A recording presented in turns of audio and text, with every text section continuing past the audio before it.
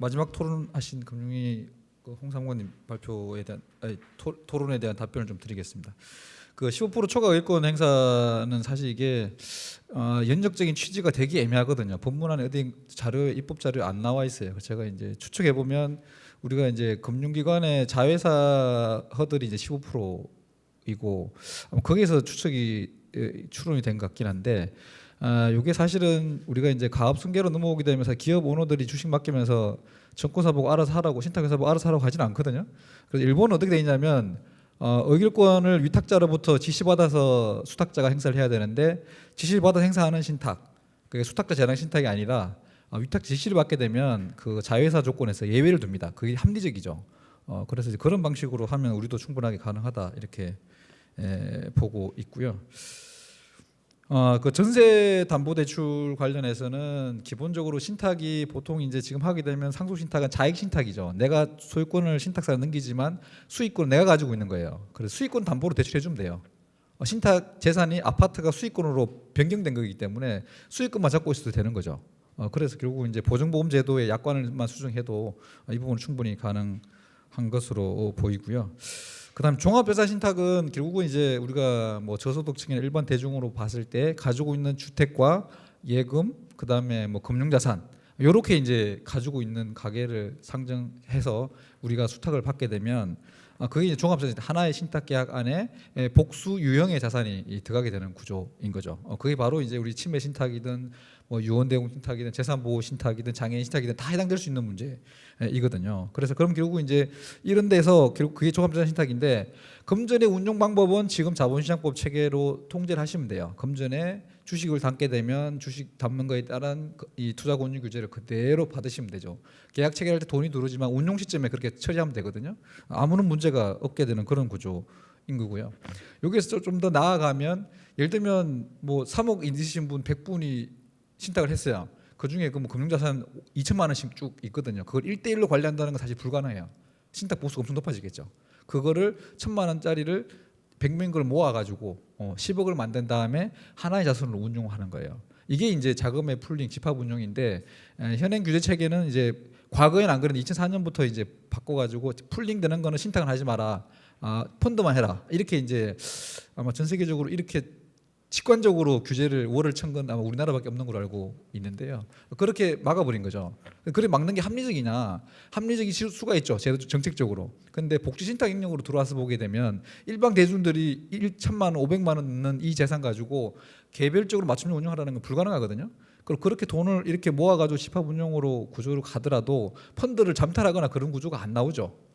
그래서 결국은 이제 그리고 특히나 신탁은 위탁자가 통제를 할 수가 있습니다. 운용이 마음에 안 들면 난 빼라 할 수 펀드는 불가능하죠. 환매 아니면 불가능한데 그래서 그런 식으로 하게 되면 뭐 충분히 작동 가능한 것으로 저는 보고 있고요.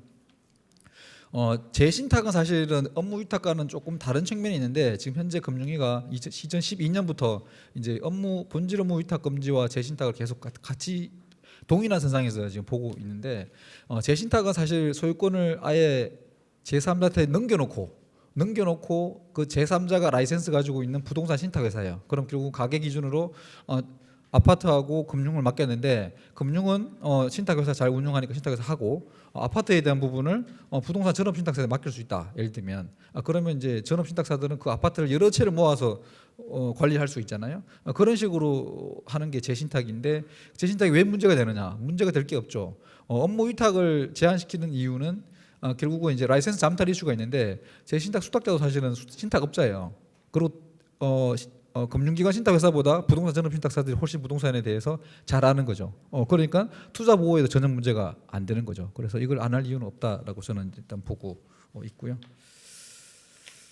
그다음에 질문을 너무 많이 하셔가지고 배승센터장님 하신 것부터 제가 답을 좀 드리겠습니다. 지금 현재 금융위가 좀 이제 고민스러운 게 원래는 신탁업법이 자본시장법에서 통합되지 않는 법이었다가 자본시장법으로 억지로 구겨넣은 거예요. 신탁은 보시면 알겠지만 부동산에 대한 관리 운영인데 왜 금융위가 관여하냐 이거지. 되게 웃기죠. 오히려 국토교통부가 맞는 거죠. 그런 시각에서 원래는 이제 신탁업법이 자본시장법에 들어가면 안 됐다고 저는 생각해요. 원칙적으로. 그리고 우리가 벤치마크했던 일본이 사실 신탁업법하고 금융상거래법이 분리돼 있거든요.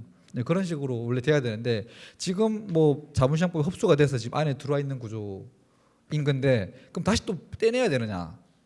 저는 사실 이거는 뭐 의회 민주주의가 좋은지 대통령제가 좋은지 뭐 그런 거랑 똑같은 것 같아요. 왜냐하면 어차피 제도를 어떻게 운영하느냐에 따라 다르거든요. 그 몫은 금융위에 있는 거죠.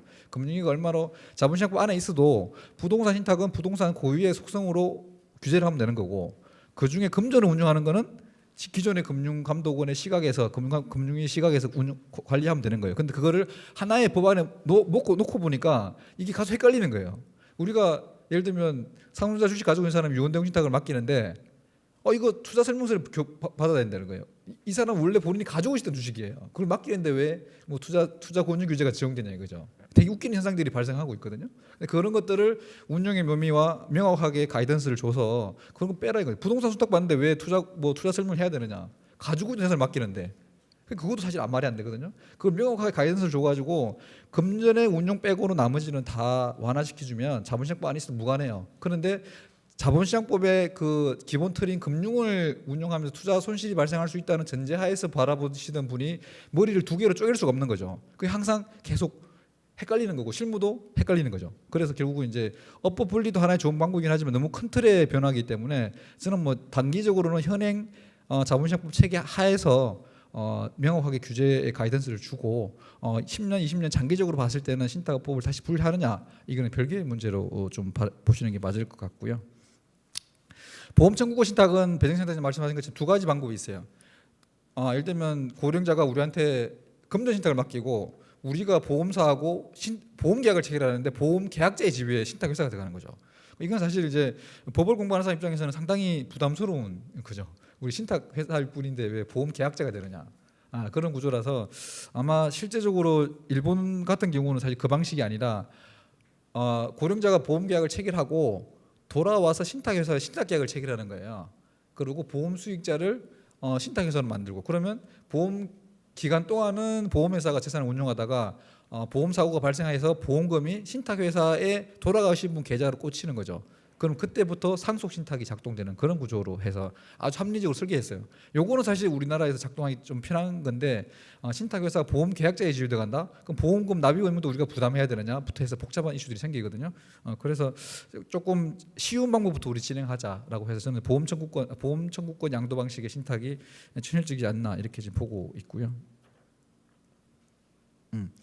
김상훈 변호사님이 좋은 또 법리적인 질문을 해주셨는데.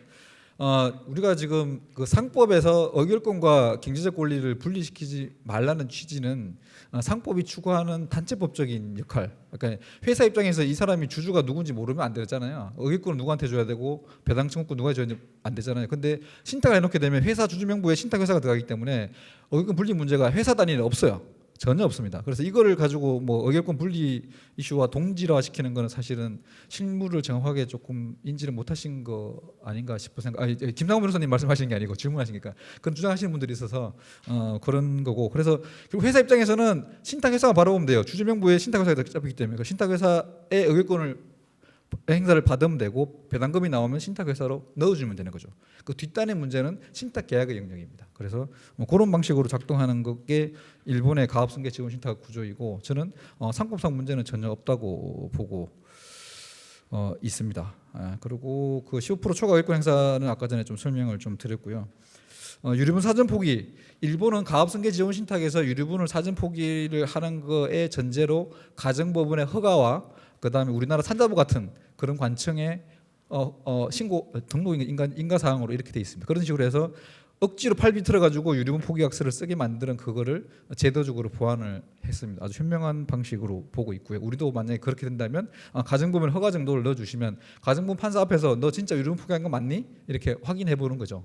그러면 해결될 수 있는 문제이고 마지막 질문은 저도 크게 고민을 안 하고 쓴 내용인데 유류분 포기를 누가 해야 되느냐? 그러면 이제 돌아가신 아버님하고 상속인 전원이 같이 합의서를 쓰면 아무런 문제가 없겠죠. 그런데 유류분은 돌아가신 이후에 작동되는 국면이기 때문에 그럼 결국은 현재처럼 상속인 간의 유류분을 주고받는 그런 구조예요. 그래서 저는 상속인만 합의가 되면 된다라고 생각하고 있는데 제일 좋은 거는 부모님들하고 자녀분들이 다 들어가서 합의서 쓰는 게 제일 좋겠죠. 예.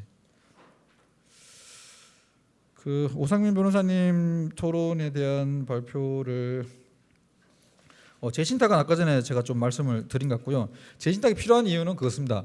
주택은 근데 보통 이제 상가 부동산을 가지고 계신 분들이 임대 시설 관리를 해드려야 돼요. 특히나 건강할 때는 본인이 하는데 치매 걸리는 순간부터는 누가 해줘야 되잖아요.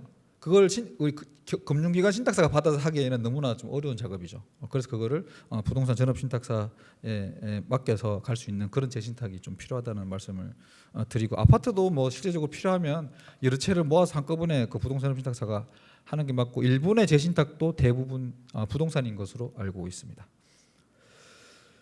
임대차 계약 관계는 사실 이거는 제도를 만들어야 돼요. 왜냐하면 임차인이 누가 되든 간에 예를 들면 제가 아파트를 가지고 있고 제가 상속 신탁을 체결하고 제가 수익자예요.